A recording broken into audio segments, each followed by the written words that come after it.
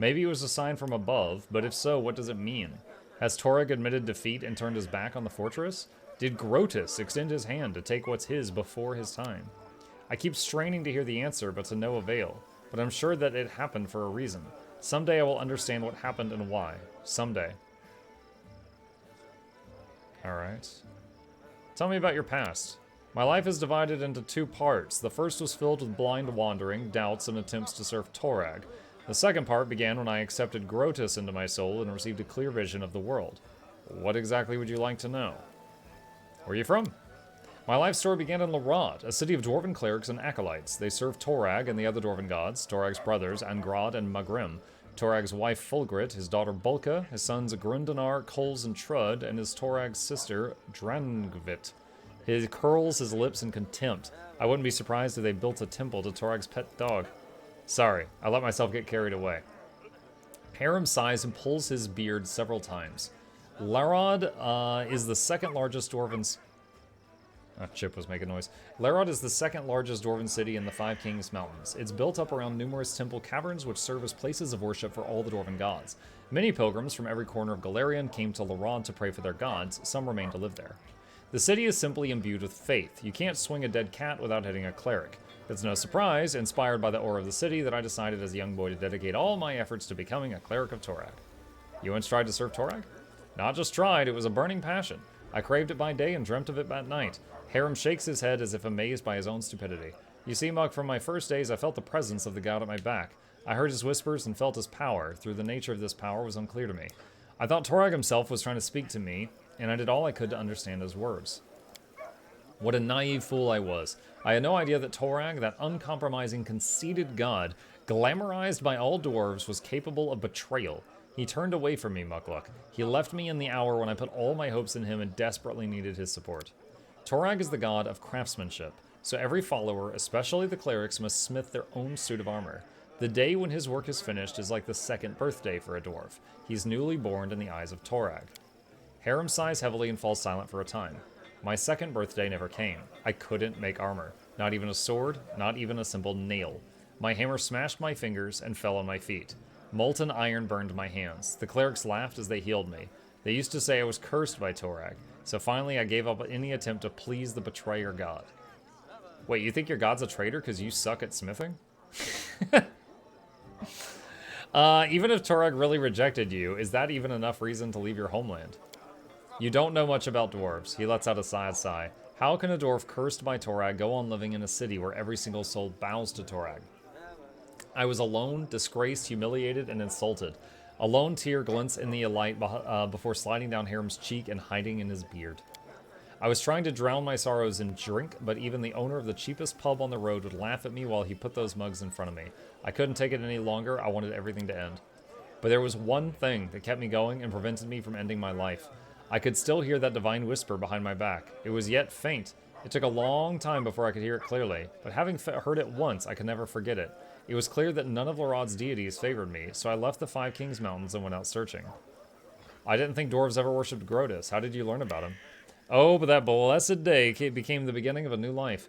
Alone and abandoned by all, I spent many dull hours in a filthy tavern by the roadside. I don't recall the town, nor even the country. I had no money. In fact, all I had was a hunk of stale bread. I was weary and almost fainting from hunger. And that was the moment when the whisper from my god became more clear. It was like he was calling me. At last, my sufferings had come to an end. It was a miracle, Mukluk, and I had paid full price for it with my torments. I couldn't control myself. I walked out of the tavern and straight into the nearest forest, and there I found the ruined temple of Aroden, the lost god. Several figures clad in robes were holding a silent service there, a service to a god I knew nothing of. None minded when I stood beside them. For the first time in my life, I felt myself at home. My new brothers told me they were clerics of Grotus, the god of end times.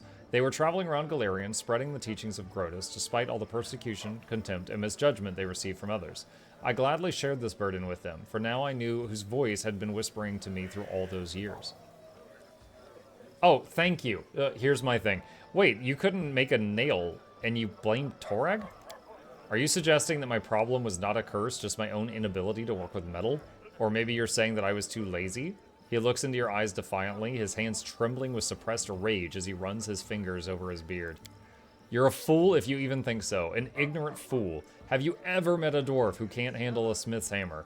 Even our children craft knives. No, no, no. Torag is the cause of my sufferings. The betrayer god deliberately cursed me just to make a laughingstock of me. Harem raises his hand and shakes his fist at someone above. Chad, I think he just sucks at smithing. But I won't let myself get angry at you, Mukluk. You're an ignorant or blind soul, and my aim is to guide you through this dying world that marches toward its end. I will open your eyes or die trying. Grotus will be pleased by either outcome. Let's talk about something else. Have you ever regretted your decision to abandon Torag and worship Grotus? Your question might seem offensive, Mukluk, but I'm not offended. I realize that you ask it because you wish to learn more about Grotus. He squeezed his beard in his fist, but in a moment he lets it free again. Torag betrayed me, Mukluk. All he's ever done was look down with contempt on all my futile efforts to please him. I crafted armor plates, but they fell apart with a single strike of a fist. I smithed swords, but they broke at the hilt. Torag's priests used to say that such failures were the curse of their uncompromising deity. Harem's fingers grab his beard with such force that it seems he'll tear a handful of hair out of it. It was Grotus who opened my eyes. He showed me that failure is a manifestation of his will. The end time is near, Mukluk, and every failure is just another step towards it. Torag's curse is only half the reason for my failure. The other half is a blessing from Grotus, which I have mourned from early childhood. Harem smiles warmly at his thoughts. So the short answer to your question is no. I've never regretted opening my soul to Grotus. From what I've heard, Grotus doesn't spare the minds of his clerics. They go insane eventually. Is that true? Ha! Who told you that? I'd like to look that slanderer in the eye. He bursts into laughter, but you can't understand what's so funny. You see, Muck, sanity is quite a relative concept, he says as his laughter recedes. Each of us is certain that he's the sanest creature in the world. Meanwhile, we periodically doubt the sanity of others. So what happens if 2 or 3 people claim that someone else is insane? Does that make it true? Perhaps the accusers have lost their minds themselves. The longer a cleric listens to the whispers of Grotus, the better he comprehends the essence of his designs, and the deeper his understanding becomes. When enlightenment comes, the mind of a cleric ascends to a new level of understanding, which is inaccessible to simpler souls. Is it insanity? This is for you to decide, Mukluk. My decision was made long ago. When I reach enlightenment, I'll accept it with joy and delight.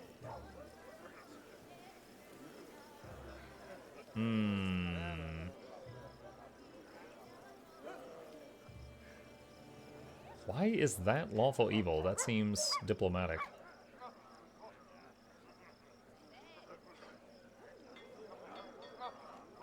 Honestly, that's just too much. You're a funny dwarf, you have your peculiarities, but to go insane? Voluntarily? You should give up on that before it's too late. He sighs and shakes his head. Can't you understand? That's precisely what I want. For it to be too late. Oh well. Okay, well, let's talk later. He nods with dignity. I'll be happy to continue our discussion later. Okay, dokie. Where's Valerie? There she is. I haven't talked to Valerie in a long time.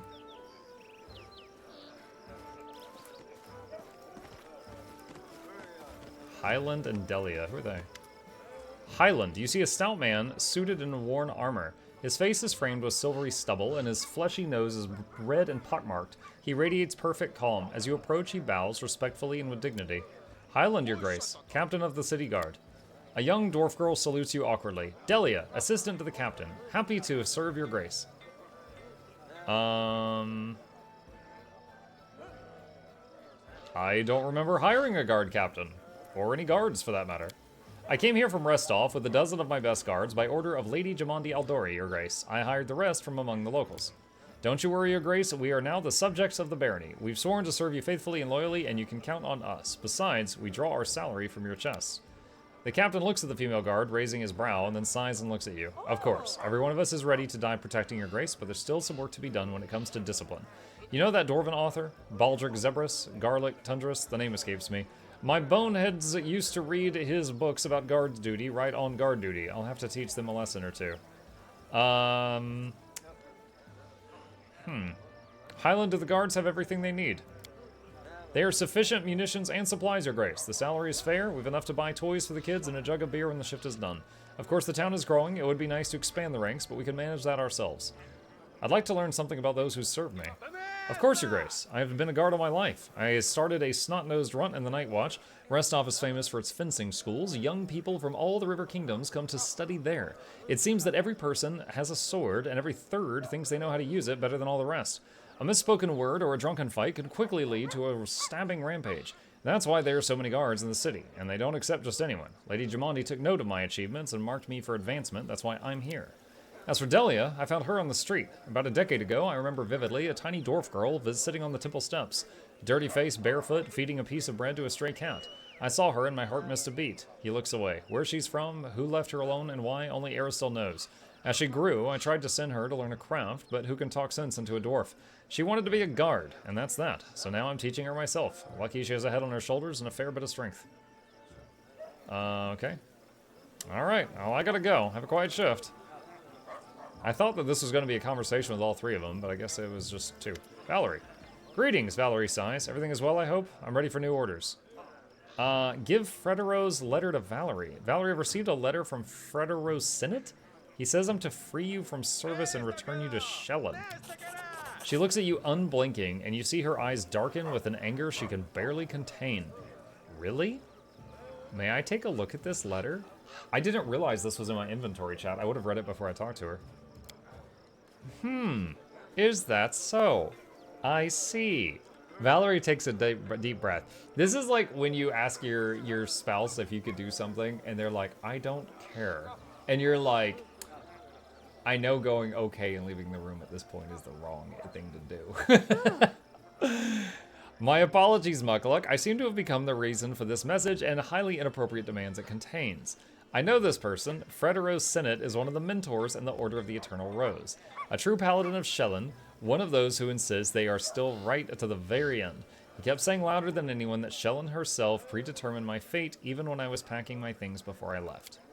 Looks like he never came to terms with me leaving, since he found me even here. But the nerve, the mistake of leaving our ranks, return to the path destined by her divine will? Since when does Fredero fancy himself the personal harbinger of his precious Shellen? Valerie, her face scarlet red, doesn't seem to notice the letter crumpling in her hand. Enough. We must put an end to this. If paladins of the Order of the Eternal Rose require another refusal, they shall get it. I'm going to the trading post with you to meet Fredero. I serve you. It's as simple as that. It's my decision, and I'm not going to change it because someone from my past thinks otherwise.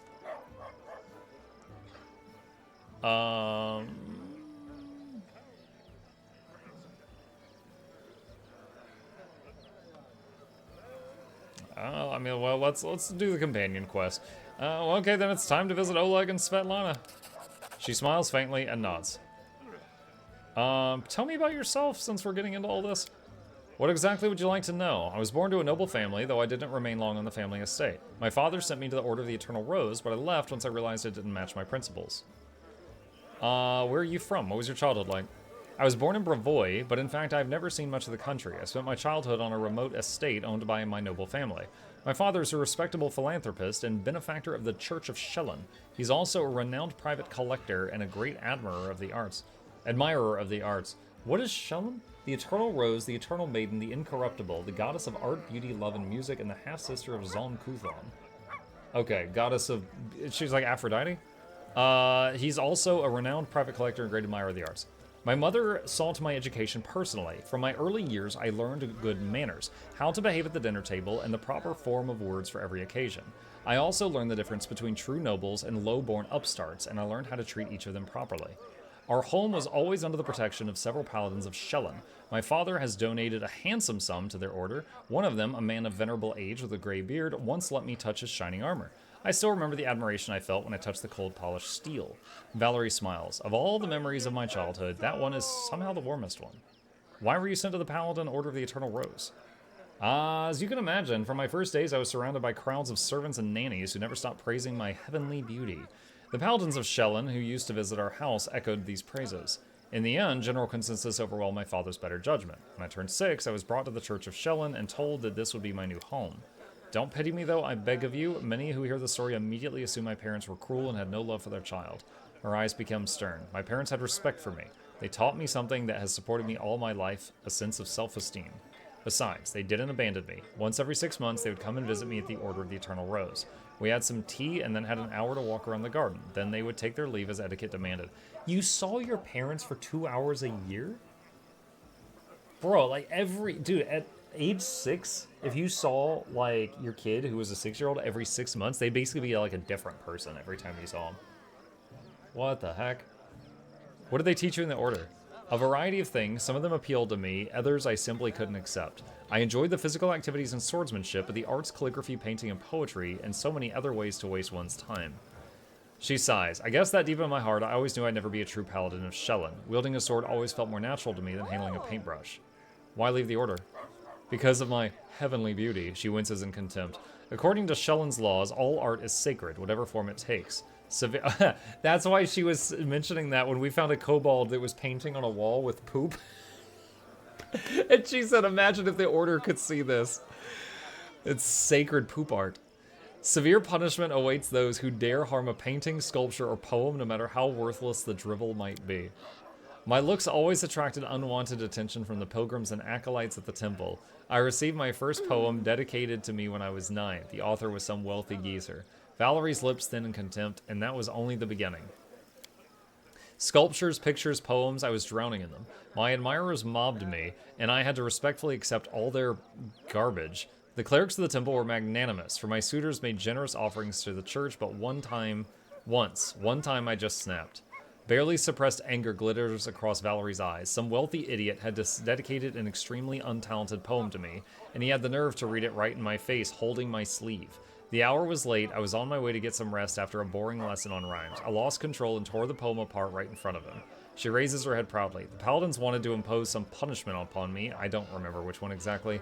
They wanted me to repent. Instead, I gathered my things and left. Fair. What did you do after you left? I set off for Restov, she shrugs. I wanted to get as far away as possible from Shelyn and the destiny everyone seems so ready to force upon me. Besides, the School of Swordsmanship in Restov has quite a decent reputation. Honestly, I was hoping for an opportunity to learn from the famous Aldori masters. Eventually, it became clear that their technique wasn't a good fit for me. They teach to avoid impact, whereas I prefer to raise my shield. She's like, I want to get hit.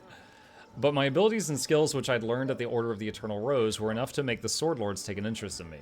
They offered me a chance to join the mercenaries who served the Sword Lords, and I accepted. Let's change the subject. I feel like that's a landmine. Let's change the subject.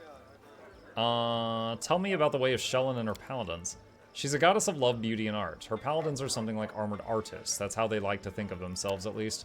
She tries to contain her feelings, but her inner contempt bursts forth. They are fanatical defenders of worthless, inartistic paintings and meaningless opuses, if you care to know my opinion.